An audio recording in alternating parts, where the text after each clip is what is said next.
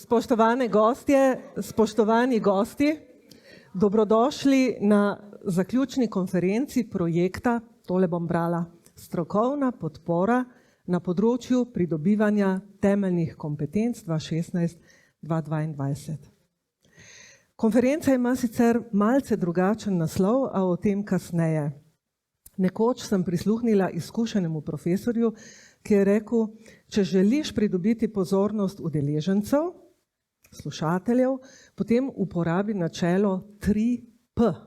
Najprej jih pozdravi. Logično, a ne? In zato pozdravljam z vsem spoštovanjem, začenjam pri udeležencih. Nekaj jih je tukaj danes, veliko jih je sodelovalo v teh 6 letih, še več je takih, s katerimi bomo sodelovali, ki bodo deležni rezultatov tega 6-letnega prizadevanja. Zanje delamo in skupaj z njimi delamo, to je pomembno. Potem so tukaj vsi strokovni sodelavci, vsi praktiki, pozdravljeni. Vaša je pravzaprav ta konferenca, vam so bila namenjena vsa ta prizadevanja, uporabite jih, mnogi ste jih že, mnogi boste danes tudi prikazali rezultate, sadove tega dozdajšnjega prizadevanja. Potem so tukaj seveda nosilci politike, ki jih ponavadi pozdravljamo kot prve in kot rečeno z vsem spoštovanjem in veliko zahvalo za podporo, ki ste jih ne samo v teh 6 letih, ampak odkar Andragoški center pravzaprav je izkazovali našemu delu. Potem so tukaj še mnogi drugi, takšni, ki se nam pripnejo na dogodke, ki jih vabimo, ki nam širijo obzorja, mi pa njim in tudi vas smo zelo, zelo veseli.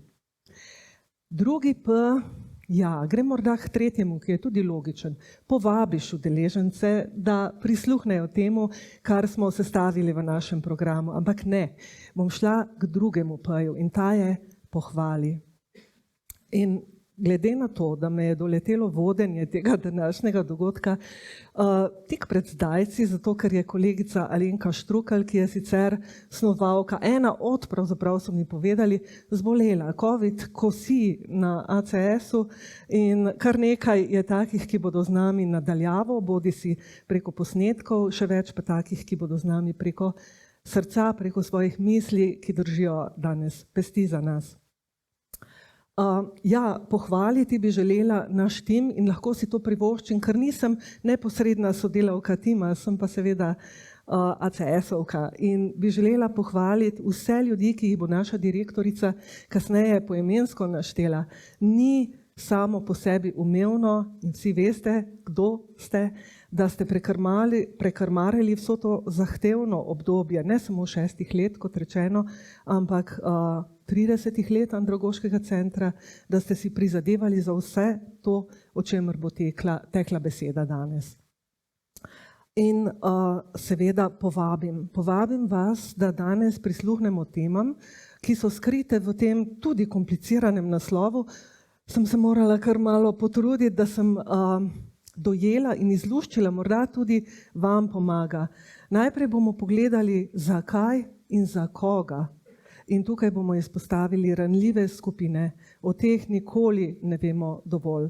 In za vsem tem delom si skušamo tako na tem projektu, kot tudi širše prizadevati za socialno pravičnost, za enake možnosti, za to, da imajo posebno ranljive skupine resnično dober, kakovosten dostop.